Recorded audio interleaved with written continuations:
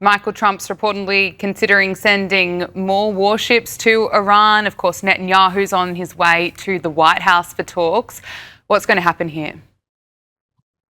So, Gabriella, he's going to take out the Iranian leadership. I personally can't believe, given everything that's happened in the Middle East, given everything Trump's done on the international stage, I cannot believe this president of the United States is going to make a deal with the Iranian regime. He knows, as Rubio knows, as Vance knows, that as soon as Trump and the Republicans leave office, any deal they do with the Iranians will be forgotten and extinguished by the Iranians. They don't fear Kamala Harris. They don't fear Gavin Newsom. They don't fear Jasmine Crockett.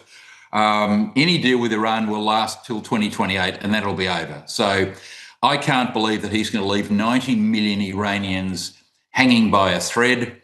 This regime have like Hamas in Gaza, these people have kept, the Iranian people as prisoners ever since the Iranian Revolution in the late 1970s. I think he's playing for time.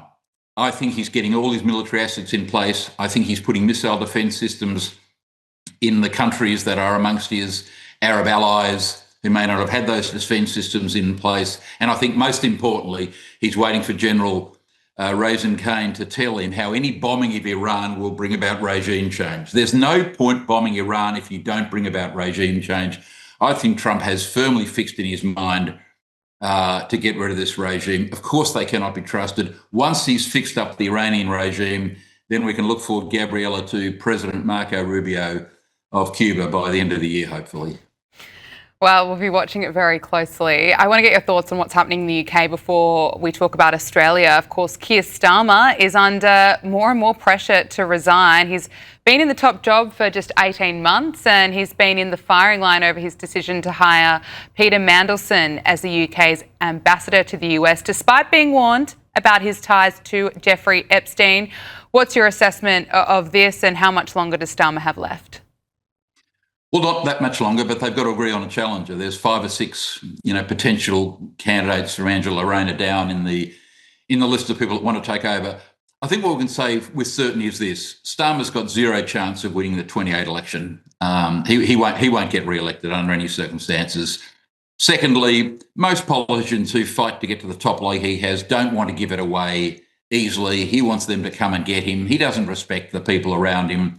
He thinks he won the election, they didn't. Why would he stand down for people he considers to be inferior to him?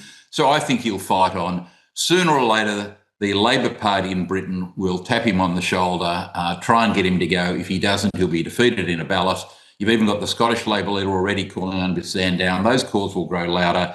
He's been a very poor British Prime Minister, so I think he's a goner. How long it'll be, who knows? When the challengers have worked out who the challenger is, then you'll have a much better idea. But it's good night, Keir Starmer.